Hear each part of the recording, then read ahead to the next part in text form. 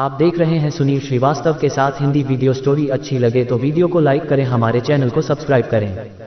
Hello दोस्तों, ये ज़्यादा पुरानी कहानी नहीं है। एक दिन एक लड़का जो कि एक कंपनी में काम किया करता था, उसे किसी भी भूत प्रेत पर कोई विश्वास नहीं था। वो भूत प्रेत को बस दिमाग का भ्रम मानता था। एक दिन उसके कंपनी में कुछ काम बढ़ गया था, जिसके कारण उसे घर वापस आने में देर हो गया। वो अपने ऑफिस से देर रात को निकला। वो अपने बाइक से था। कुछ दूर चलने के बाद उसका बाइक खराब हो गया। अब वो अपनी बाइक को पैदल ही लेकर चल दिया। कुछ दूर के बाद उसे एक बस स्टॉप दिखा। वो कुछ देर वहां रुक गया। उसके पास एक साधु आकर बैठ गया। साधु अपने पास एक बीड़ी रखा हुआ था। वो अजीब तरीके से उसे पी रहा था। उस लड़के की एक आदत थी कि वो किसी से भी बात करना शुरू कर देता था। वो इस साधु से भी बात करने लगा।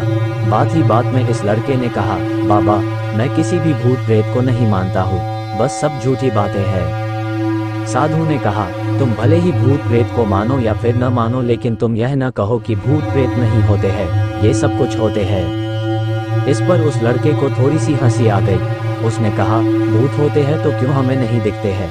क्या आप मुझे अभी कोई भूत दिखा सकते हैं? साधु को लग गया कि अब इसे जरूर ही भूत दिखाना होगा। साधु ने लड़के को शमशान घाट की ओर चलने को कहा। फिर क्या था, वो दोनों चल दिए। रास्ते में उस लड़के को थोड़ा डर लगने लगा, फिर भी वो अपने डर को कम करके आगे बढ़ते जा रहा था। कुछ देर के बाद वो शमशान घाट पहुंच गए। शमशान घाट में अभी कुछ लाशें जल रही थी। साधु ने उसको एक ऐसे स्थान पर बैठाया जहां कुछ समय पहले की लाश जली थी। साधु ने जमीन में एक लोहे का कील गाड़ दिया। उसमें एक सफेद धागा बांध दिया। इस धागे का अंतिम डोर उस लड़के को पकड़ने को कहा।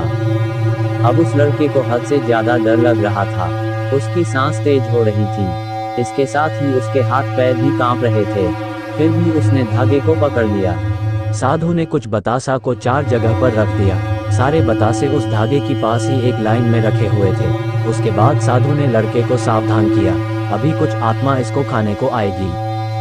जब तक वो इसको खाकर चले न जाए तब तक तुम अपने हाथ के धागे को मत छोड़ना।